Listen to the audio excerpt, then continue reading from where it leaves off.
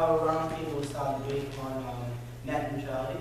And I know everyone may not be familiar with the topic, but net neutrality is basically the principle that internet service providers will enable access and content to applications regardless of the source, and without favoring or blocking particular products or websites. So all online traffic would therefore run equally. And websites like Google and Netflix wouldn't have the upper hand on lower companies like my sister's fashion models. They would all run equally. And that has both its positives and negatives, and that's what's up for debate today. And let's give a round of applause for our three debaters. First we have David O'Neill. We have David Mahalik. And Brian. They will all give their opening speeches, which is basically their stances on the topics. That will probably be between 5 to 7 minutes for each person. Then that will be followed by 5 to 6 questions by me, and then we'll open the floor to the audience to ask questions and take any questions. Okay, so first up we have David.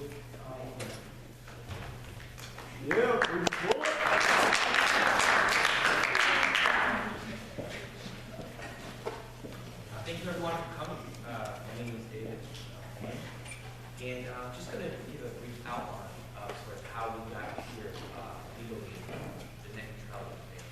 I don't necessarily want to advocate for a specific side on the issue, but rather to the form of public discussion and flesh out a specific aspect that I hope you will find useful in strengthening and formulating your own opinion on the matter. I will use my allotted time in an attempt to answer one question in 2 parts. How legally did we get here, and what comes next legally? Many of you may know more about the issue than me. I've been studying the issue for about 3.5 or 4 weeks, and I readily admit that the specifics can be dizzying to comprehend. When you read about net neutrality, it's sort of hornet's nest of reclassifications, cases, court rulings that are later overturned, complex language, convoluted language, and of course, political figuring that we're all used to define the American system.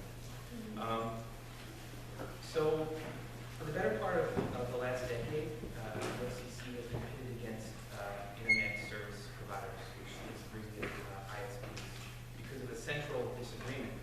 I'm going to try to sum up egregiously what that disagreement is.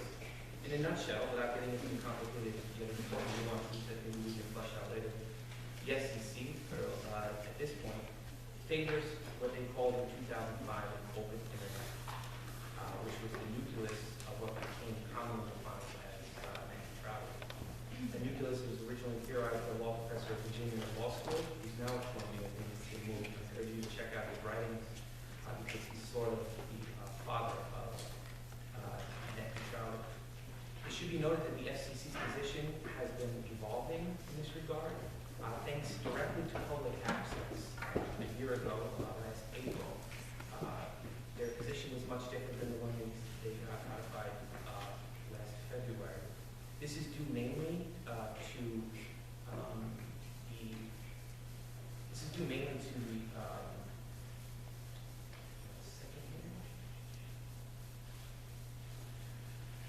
last year they favored a two-tier system. That two-tier system was they called fast lane for certain people who bought the fast lane, websites that bought the fast lane from internet service providers, what they call a faster lane, paying more, which essentially means that one lane would be faster, would get to the consumer faster than the other. They abandoned that position this past February. I'd like to pause here to acknowledge that more thoroughly. There have been several internet groups, Fight for the Future, Free Press, that have done excellent work and really working to change the stigma that internet activism is always a failure. Probably everyone in this room has heard that internet activism is always a failure, or it doesn't work, or 4 million people actually signed a petition to have the SEC support net neutrality. And it ended up with Barack Obama writing a letter of congratulations to Reddit users work towards that goal of net neutrality. So there is hope, and this is a case in which, by direct action, uses online, the government actually listened, which is a good thing for our generation. Okay, so ISPs on the other hand, so the FCC favors an open, meaning no discrimination of one side over another. The ISPs favor the continuation of what was the status quo. We'll focus on one specific aspect of that former status quo. This would allow them to charge cash and carry, which means the fees we all pay to actually access the internet. That's the actual delivery of the internet to us, and charge websites for the ability to have those sites brought to us, the consumer, at a faster rate. The status quo was a double opportunity for them. I think one would be forgiving to say that if they wanted to call that sort of a double shakedown, charging internet users for the opportunity to access websites, and then charging websites for the ability to access users. It's no wonder why the ISPs didn't want to get rid of this. They were enhancing their profits. Interesting enough, in the interest of fairness, internet service providers say that if they are allowed to continue collecting profits from both sides, they will update infrastructure and innovation, and some of them have mirrored that this would eventually lead to the internet being free for the consumer because they'll simply charge Google to access us rather than charging us to access Google. I don't quite think that would ever occur. There is that as far as if they're allowed to charge double, it'll eventually be free. You could judge that for what you like. Okay, so as I stated in the beginning, it's actually quite convoluted and quite complicated how we actually got here in February this year, 26. The FCC ruled in favor of net neutrality. So some might be asking, why did the rules take so long? It's a really interesting question, and there's a phenomenon that the formulation of laws and regulations for the internet simply could not keep up with the progression of internet technology. Technology outpaced laws as laws take quite a while to codify and regulation. Something I think we'll see more of as technology increase so rapidly. So the FCC originally created two categories because they had the foresight to say that eventually computers, they just simply called computers in 1976, would need some sort of regulation. They called them basic and enhanced. So that divided in 1976 how computers were going to be categorized and therefore regulated. In 1996, it became the telecommunication service, basic became telecommunication services, and the enhanced became information service. To complicate matters further, in 2002, the FCC decided to regulate broadband modems to the information services, which is under the enhanced services. Whereas dial-up, because so few people had broadband in 2002, dial-up was under the basic or telecommunication service. What this whole cacophony of complication means is that we were in a position where the dial-up internet was freer meaning you had less of a chance of experiencing traffic through sites that had to pay for dues than broadband internet. So that is called in the community, and I don't know if anyone has looked through the community. I guess you would call them techies, and there's a lot of websites, but they're extraordinarily smart people. And this is called the original sin of what the FCC did, because it took 13 years of litigations to now reclassify broadband at this point, assuming no one still has dial-up, reclassify broadband as a telecommunication service instead of the less regulated information service. So February 26th this year, the FCC set new rules for the regulation of the internet. These rules are the open internet rules. The FCC's press release reads in part, open internet rules are grounded in the strongest possible legal foundation by relying on multiple sources of authority, including Title II, and the Communications Act, Section 706 of the Telecommunications Act of 2006. What that's just a saying that in 2010 they had tried to set rules, but they were still being diverted by the fact that broadband was not Title II, it was Title I. So broadband was not telecommunications, broadband was Title I, information service. So in 2010 they set out these rules, and they were sued by Verizon. And I don't know if anyone plans to go to law school, but if you want to get into a company that's always in litigation, it's just a simple Google search. Verizon is always in litigation. They're quick to jump on these things. They have amazing attorneys, and they're always either being sued or doing the suing. So Verizon sued them in 2014, and it stripped the 2010 FCC regulations because the court ruled in favor. That was the Circuit Court of Appeals in Washington, D.C. So the court held at that point that the FCC did not have authority to impose regulations because Verizon as a broadband company was not listed as a telecommunications service. So it was a limitation. So what the FCC did about a month ago was go back and reclassify broadband as information services, telecommunication services instead of information services. So they go back and they classify that and come out with new rules that promise, an internet. So what happens last week? The telecommunications giants filed suit against the FCC. Their actual, I won't file a brief, but their actual lawsuit would be more than likely be that the FCC simply cannot just reclassify them and then put them in this box for further regulation. I know I threw a lot at everyone there in a short period of time, but if you have any questions, we're going to have a question answer session towards the latter half. And I look forward to this question. Thank you all for listening.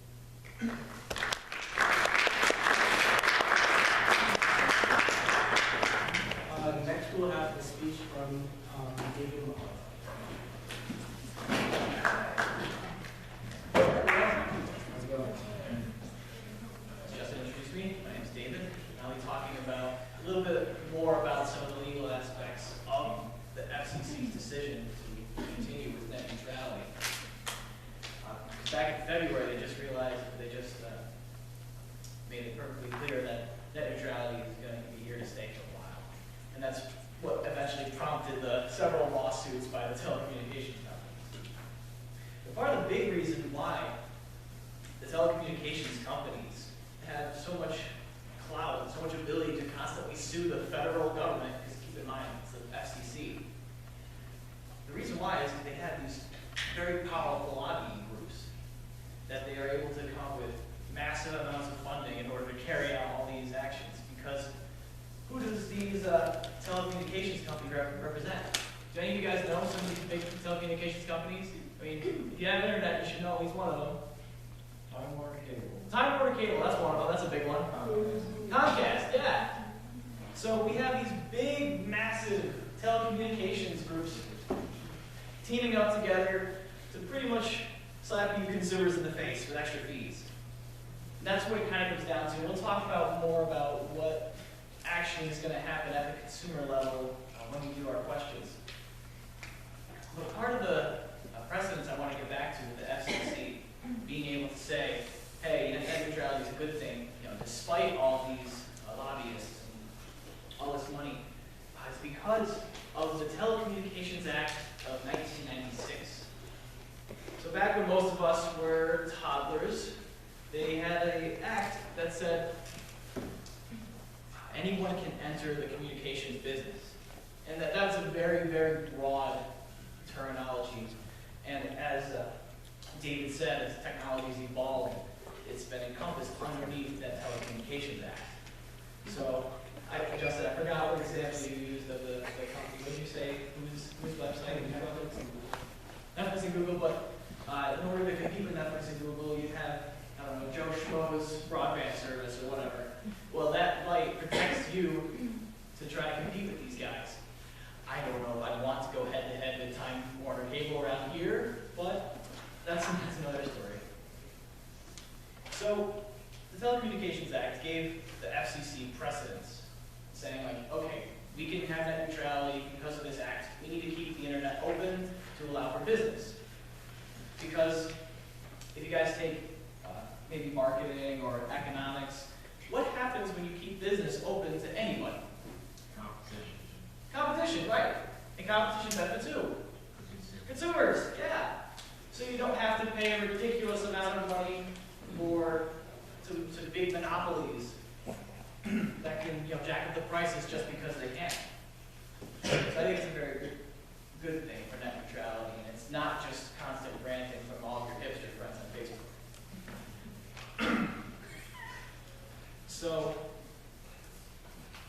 going back to the big telecommunication companies and showing how really powerful they are and how good of a thing net neutrality is, I want to quickly briefly talk about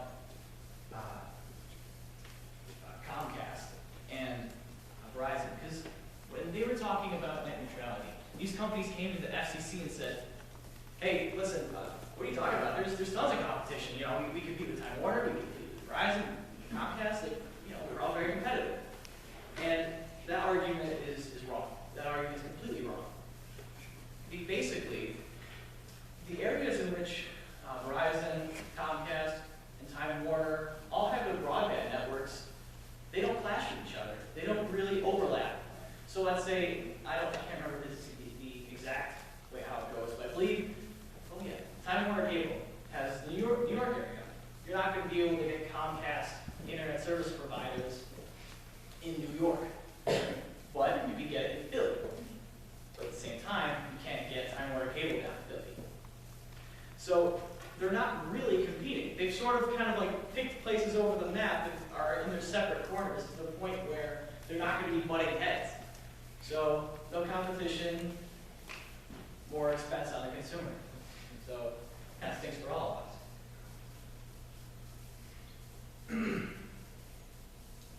So, because of the lack of competition, you still have a really big drawback on the consumer for one part. And secondly, it's going to make it even more difficult for startup companies to try to get into that territory. Because people really, I found this little statistic online and saying how most people, because of that stratification of what telecommunications company is what area of the United States, I believe it's 75% of Americans can only have one choice in terms of what internet service provider can go. So like I said, if you live in New York, you're not going to be able to have internet capabilities down in Philly. Doesn't make sense.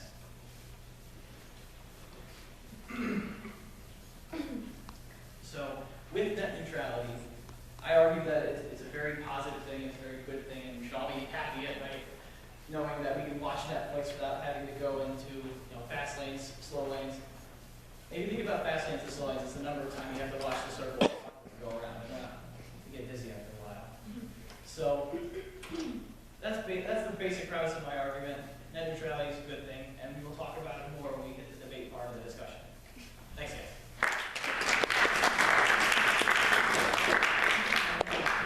Finally, we'll have Ryan.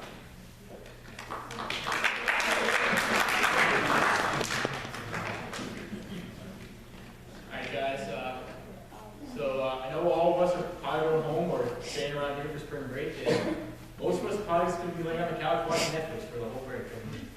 But who wants to slow Netflix? How many of you live in town live at Twin Rivers? How many of you guys have complained about Twin Rivers internet?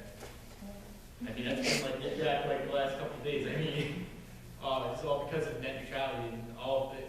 As a matter of fact, having the same amount of internet capabilities to everyone does not necessarily mean it's a good thing. We don't go into the same stores and buy the same clothes because we're all the same size. No, not one hat fits the same customer.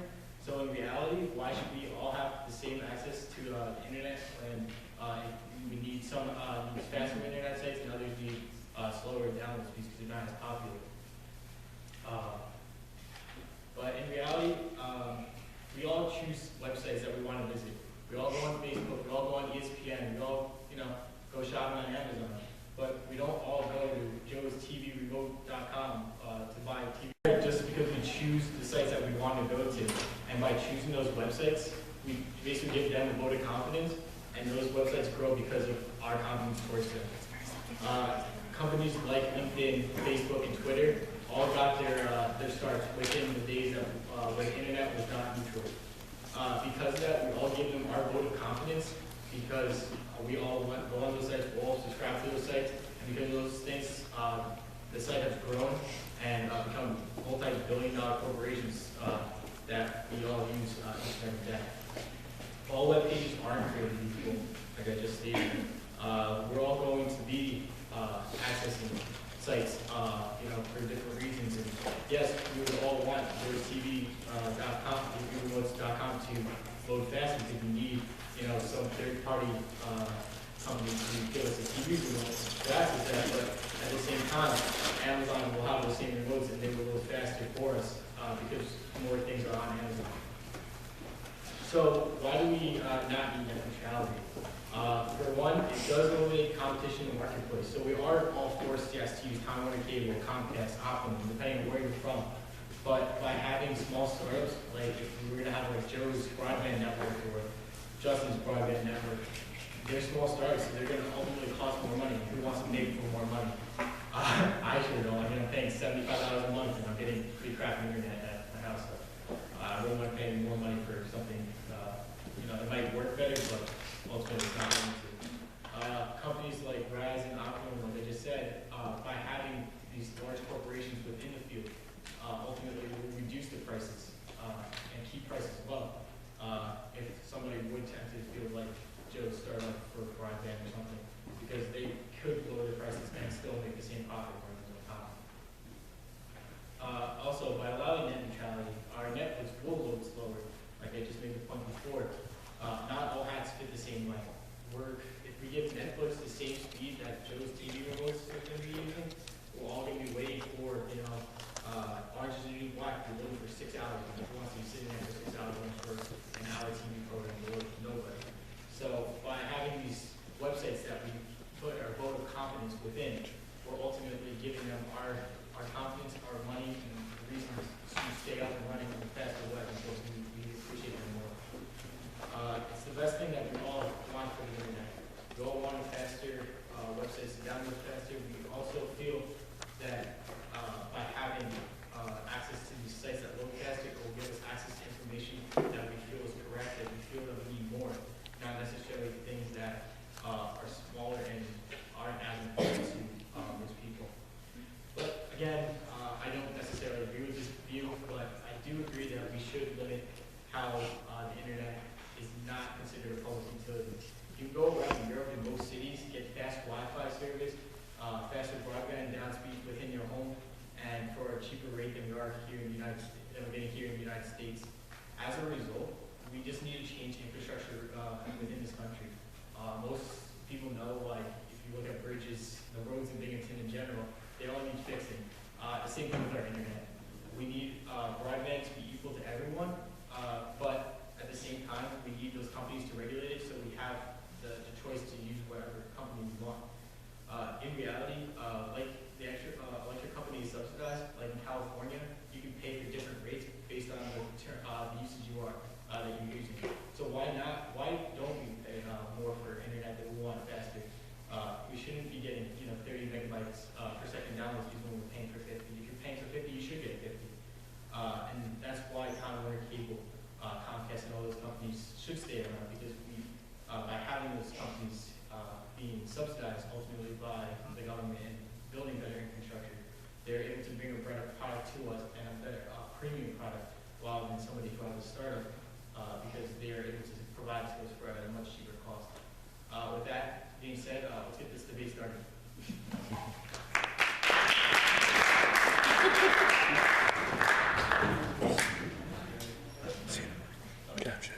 On the idea of the lowest gun of the internet, how do you think that making the internet a public utility would be either a safe or a prosperous thing to do for these companies? Seeing as, like your friend in the middle was talking about, how they all have their specific networking areas, I could see where making it one utility would be like diverse. So everybody had the internet and it was one thing again. but how do you go about regulating the safety of the people using it? It's kind of like handing a gun to everybody in the United States saying that there might be someone out to get you one day, but giving everybody this access to this public utility. When they go to use it, how do you monitor what they're doing, or what would be the cause or the effect of needing to know why these people are doing what on the internet? They're paying to open the internet, but they're not being regulated, they're not being looked at, they're doing illegal things, shipping and buying illegal substances and items, they're bullying each other, they're attacking each other, trolls, LOLing all over the internet. How do you regulate things like that? Yeah, it's unfortunate as it is to say that regulating all the YouTube cat videos out there would be a very difficult task. But I don't see that as equating giving a loaded gun, so to speak, to just anybody. They still have to go through all the FCC regulations. I'm sorry I wasn't very clear on that. But the FCC is the one that will be regulating the internet. So you still have to go through some laws and some regulations at the federal level. How do you even do that? That's another problem the FCC is facing right now. When you get on Google and you type in anything, there's like 2 million pages that come up in a matter of like 0.2 seconds. How do you even regulate shit like porn, where it comes up in the trillions of trillions that'll never get by it? Well, there is something in our Constitution called freedom of speech, and that applies to the internet as well. So the FCC also has to dance around that. So I do agree with you, it is a difficult process that the FCC has to go through in order to regulate things. But when you talk about buying, illegal trading, and shipping, that's the thing that the FCC is going to be more concerned about cracking down on than pornography. But still, it is a very difficult thing for the FCC to have to. Well, I also find the other matter of the illegal trade being shipped from countries like Switzerland and Sweden that do experimental research chemicals that people can buy and sell on the internet freely. And I wonder how things like that could be regulated from things like buying weaponry on the internet and buying these substances on the internet and buying other black market items on the internet, not by PayPal. The FCC applies to the United States, not to other countries. So I think that's... Well, still, that is true, but we do have an issue of, illegal or potentially harmful substances coming from outside the country coming in. And at that point, it becomes a matter for customs agencies, because they still have to go through shipping. They still have to be shipped through the United States. And at that point, that's when you need to regulate. Make sure, okay, why are there 100,000 vials of uranium coming through in a cardboard box from Switzerland, or something like that? Like, nobody needs that, and I think the FCC can regulate through that in conjunction with other federal departments. But is that like saying that the internet in Canada and internet in Mexico and internet in England are different than the internet here? Yes.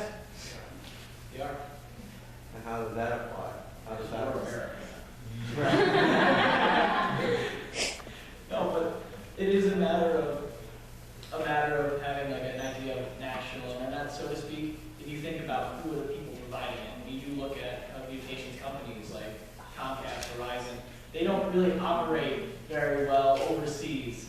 So it does just apply to America in that regard. Oh, okay. So things like whatever could be put on the internet from England wouldn't be FCC regulated for things people in America could see.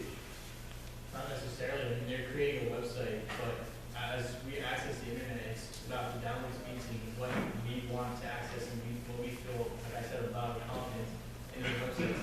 And if, say there was how to make a bomb on one of those websites, there would be a government agency tracking, like the NSA or the FCC tracking other usage of what we're looking at, so they know where these sites are originating from, what we're looking at, and where we are.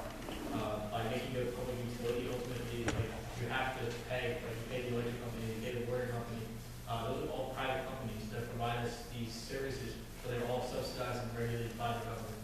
So by having it as a public utility, you're giving Comcast, Time Warner Cable a subsidy ultimately, and they're going to in turn make make it better infrastructure, make it better for us to access.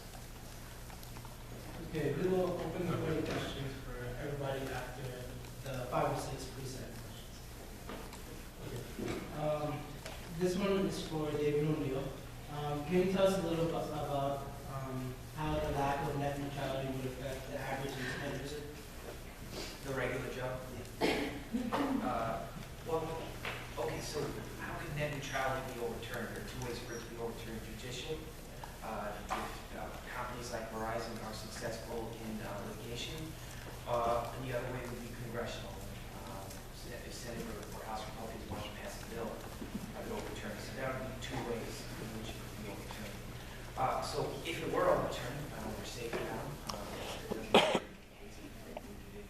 in specific language that the court has to do in 2014. If that were to be the case, then the consumer, if there were ongoing negotiations between, say, Google or Facebook with your internet service provider, and those negotiations were stalling, then the consumer would be a longer wait time, could be a longer wait time for that person or that individual to actually get on the site. We're all familiar vaguely with what happens sometimes. If Fox News doesn't come in with the actual cable, they drop them, and they have dropped them. They put Fox News back on because the viewership is the Golf Channel or something like that can't come to an agreement with the cable provider. We'd be looking at a similar situation that would affect consumer. This question is going to be for David Mohammed, and afterwards, Brian, who's going to speak this through. But wouldn't repealing the net neutrality create more competition for the major internet provider? Yeah, at first glance, yeah. It's what I was kind of talking about earlier with these major ISPs not being actually in competition with each other.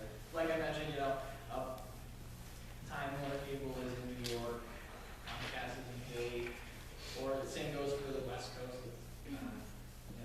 One's in San Francisco, one's in LA. It's just completely different. So they aren't really competing. There's no hashing of prices, and there's also, more importantly, no drive to give anybody faster internet. So you're saying this would be false competition? It would look like it, yeah. It looked like it, but Okay. Do you believe that it's unfair for people with more financial resources to have faster internet than those that don't have as much financial resources to start with? Say if like a millionaire throws $1,000 a month at his internet, and he can get whatever website to pop up faster than he can click it. But someone else has to pay $25 a month to get their normal internet. Is it unfair to do those reasonable fast lanes, slow lanes? I mean, we all have access to buying Mercedes or we're all buying like GMC, small cars. Like, we don't all have access to the same needs. So as a consumer, it's pretty much what you have the means to do, and if you have the means to do it, then why not? I mean, it's consumer choice. And I mean, I know how I'm paying my house, in my apartment every single month, and I don't get nearly as much download speed as I want. And I'm on the phone with Time Warner Cable, and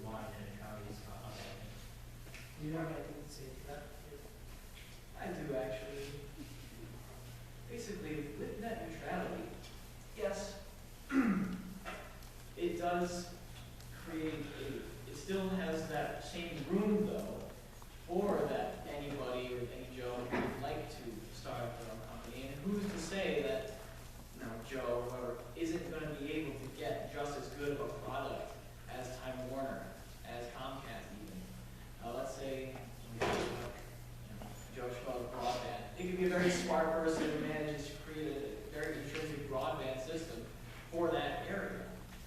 And as Brian said earlier, everyone has different needs, and perhaps those different needs can be filled by a different company who's willing to work more directly with the consumer. And also, this Joe would have to be a very nice guy. I don't know if any of you have ever had a conversation with people from time to time. They're just grumpy people. And if you talk to this Joe guy, maybe he can not only provide a better product, but a better quality of service too, which I think goes a very long way. But like what you're saying, some people, you said you're grumpy, yes, because you're constantly dealing with the problems of people like me on the phone. But like according to this Forbes.com article about how neutrality is bad, why can't we have both? Why can't we pay for 100 megabyte download speeds, and some people pay for 25 megabyte download speeds? Ultimately, some people pay for first class seating on planes, and other people pay for coach. It's all about how those people can afford it. And by having these larger companies with smaller amounts of competition, you're able people to choose what product fits them best, basically what money they want. While yes, Joe might have this small company, but Joe might not be able to offer the variety of services that some kind of people offers. At the same time, according to a Time Magazine.com article, we are still very much behind that developing world. And yes, if we have like these companies providing us with the best internet, ultimately, they will feed the money back down to reduce costs and will better the infrastructure, which is ultimately, I believe, is a real issue why our internet is the way it is today. On to the next question. I realized that recently some big corporations like Google and things like that have been switching their sides in this net neutrality debate. So we'll take Google for example. They were against it completely in 2011, but they're for it now. And I just want to know, David, if you could give any insight as to why that's happening.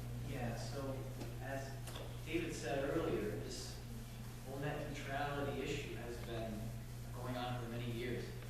And back in 2010, 2011, when Google was first starting to take a side of the issue, they didn't have the same capacity as they do now for the different kinds of services they provide. As we all know, we don't really pay to use Google. And Google provides services nowadays where you can chat with people and do things that are costing not the consumer money, because you guys aren't paying for Google. Who has to pick up the tab on that are the different ISPs. So the ISP's argument is that people like companies like Google and companies like Skype, like video chat, cost a lot of data, but you don't pay for Skype. The internet has to pick up on that cost because of net neutrality. If net neutrality didn't exist, then they could charge those companies money to data features. So, in a sense, I think that's why Google's been kind of flip-flopping. I don't think they will end up going against net neutrality at this point, but I could be wrong. I don't know too much about Google's executive staff. Yeah. Sorry, I'm probably breaking the rules for. It's okay. This is a university. We break the rules here. Well, because technology is growing exponentially, and since I've been alive, I've watched screens go. Hang on. Like, computers went from being black and green to now my phone can watch kitty cat videos on YouTube in perfect HD. With like David said, the laws being so slow on keeping up with it, do you think that we will ever police the internet? I think it kind of goes to show that technology will always continue more rapidly than we can create laws for it. Do you think that it's possible to do something about the advancement of so much information? If they are to regulate the internet in some way, like I said earlier, any federal regulation is going to have to tiptoe around our freedom to post whatever the hell we want on the internet. So I think policing the internet is a very, very difficult task. But at the same time, I feel that the FCC and other federal branches have the ability to do it. It's just a matter of playing catch up and trying to figure out who are the worst offenders online. Unfortunately, I guess people who like to torrent things and download things illegally. I know a lot of people who have gotten in some trouble with that. I don't know if you guys know anybody that's roommates or anything that can't stop downloading free movies and things like that. So it is a problem. I'm not sure if the federal government can ever catch up to the ever-changing internet. But I think that's a question time will tell. I don't know if you want to add on to that. I think there's a certain pattern in your questions called net neutrality is not necessarily about what us all as individuals can or cannot full stop access, what we are allowed or not allowed to access. Net neutrality is about the speed in which we can access. As it stands today, the website Amnesty International is a human rights website that is actually on the homepage. It's ranked 9,731 out of all the websites in the world. The website Go.com, which is the Disney travel website, is ranked like 45th. I can get to them at the same exact time because of net neutrality. But in all actuality, Amnesty International doesn't have the funds that Disney, which owns ESPN, ABC, and all this other stuff, that Disney can have to get that.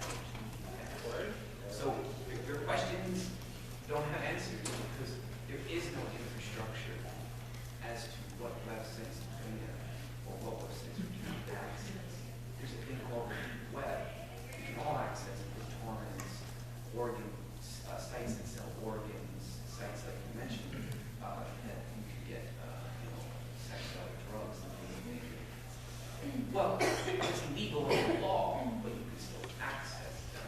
Very few people debate here is not framed as what we should allow or we just give the right to access, but the speed in which we can access.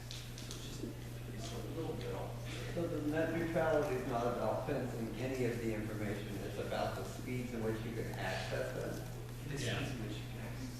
Rather than websites aren't going to be banned outright because what you're talking about is a subset we haven't quite got to. Maybe in 30 years we'll look at this time on the internet as sort of the Wild West, where you can basically do whatever you want. Maybe in 30 years it'll be more heavily regulated and it will look like something akin to China. We don't know, but particular websites, we're not there yet as far as the literature I've read on the topic. We're talking about the speed in which you can access something in one portion of it. That makes more sense. So the questions I've been asking were more for like your part two of what you were. If part two occurs when I'm 50 years old, then Yeah, okay. So my questions were above and beyond most regular debate because we're kind of like, we're still fighting with swords with download speeds while we're waiting on guns to be formed about the controlling considerate. It makes way more sense why everybody was starting to bicker and get giddy about what I was asking because it just turned into, it's not about censoring, it's about speed. It's about equality too. Net neutrality is provision to treat all data equally. what it means is, once again, we can access Amnesty International at the same exact speed that we can access. No priority. Disney website, BuzzFeed and other sites. It's all at the same exact. No offense to you.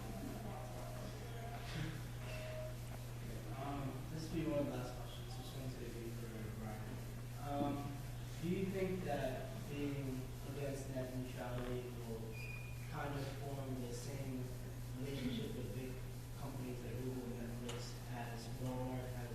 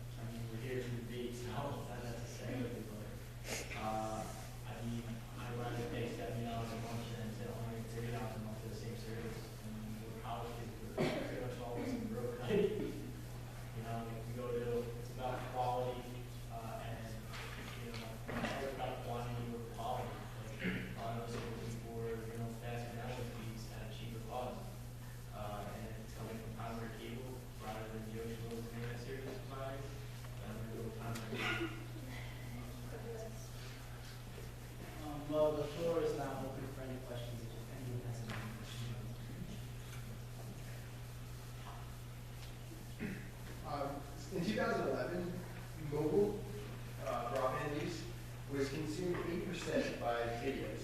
90% of that data, the videos were not watched all the way through. So, do you think that this content should be treated equally when, say, I'm trying to just fact check something on my phone, when people are trying to watch videos and taking up my broadband? All content should be treated. Yeah, I understand that should be that way. All content should be treated.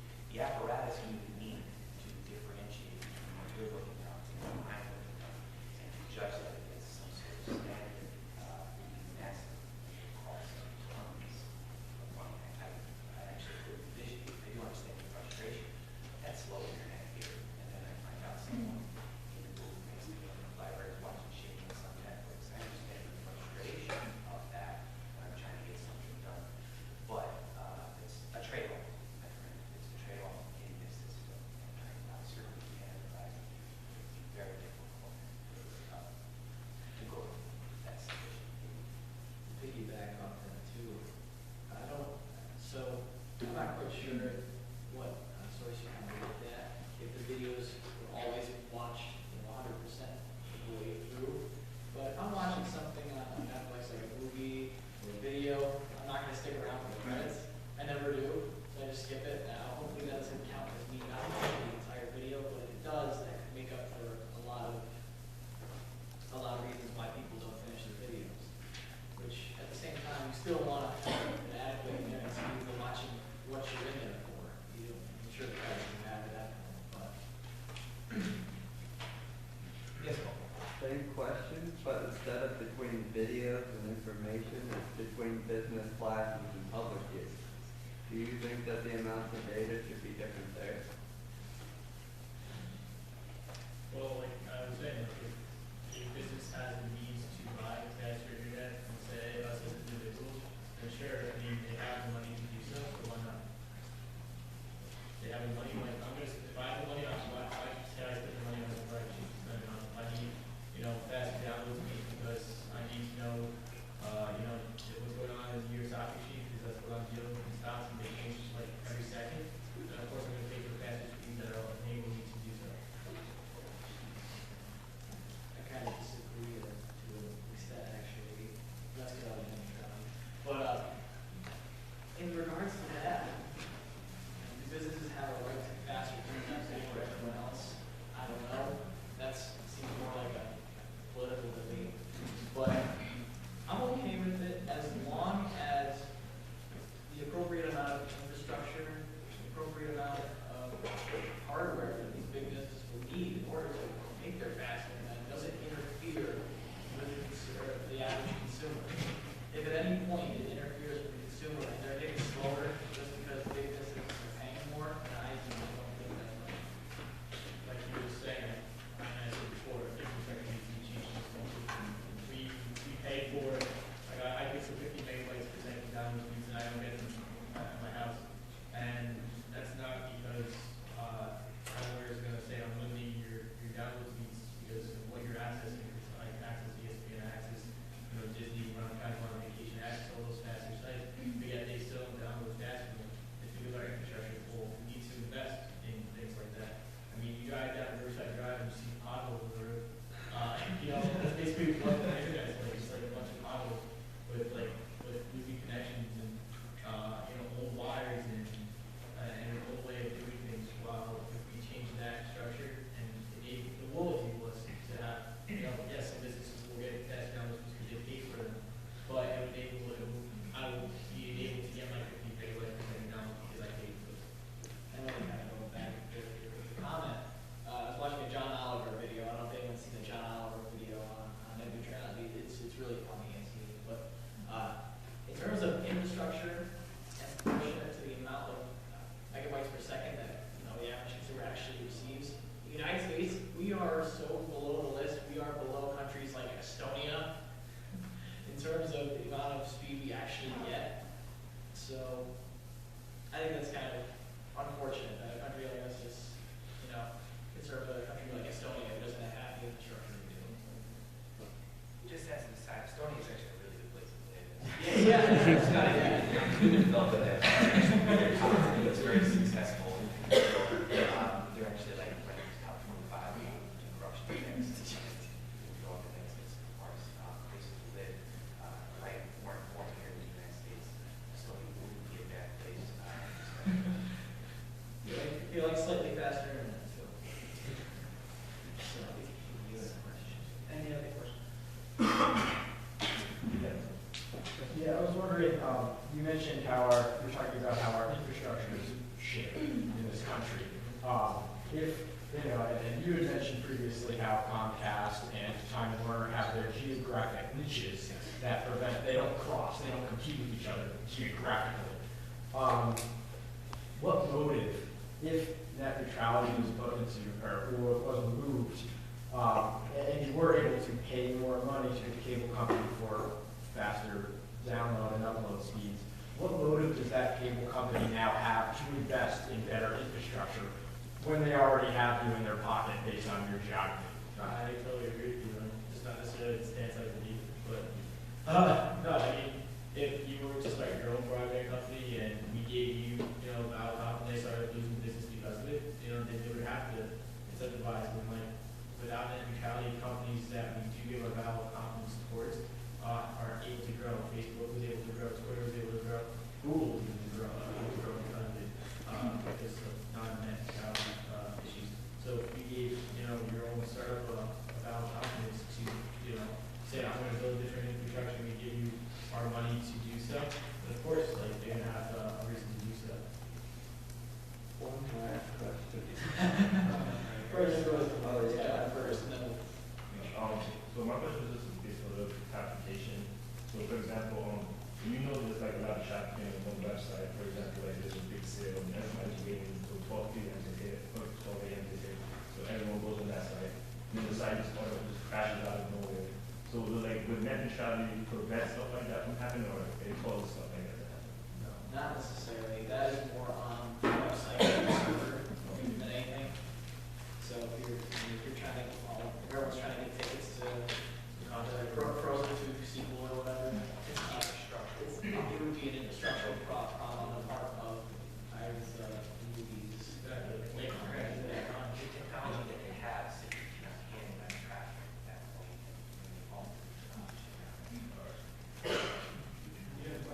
Yeah, I was wondering if my question was crossed is, what happens to websites that used to have a great valid confidence that now don't? MySpace, for example.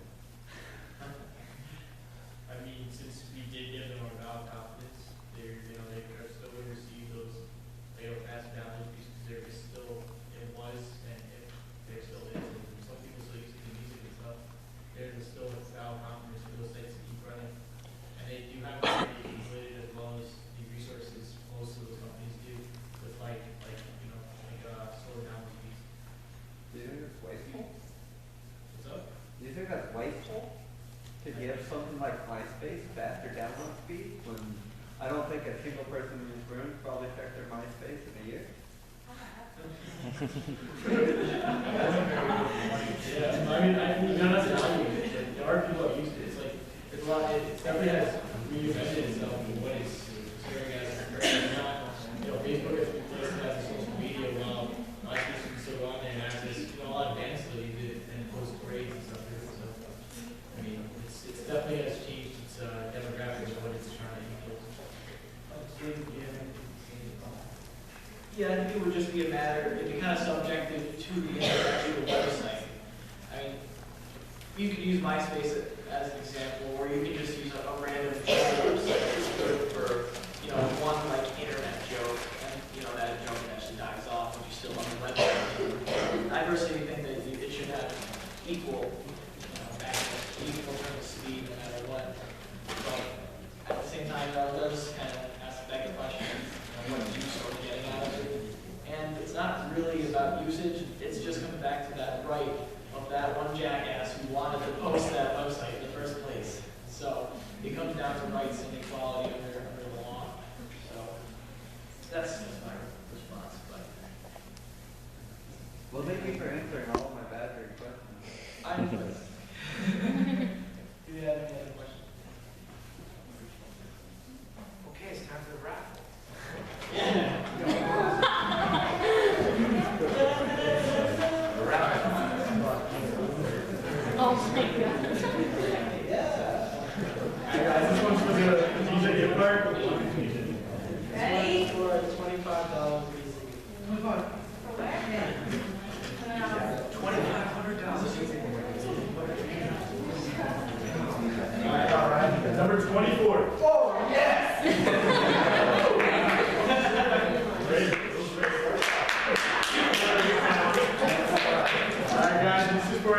$25 to pull your car?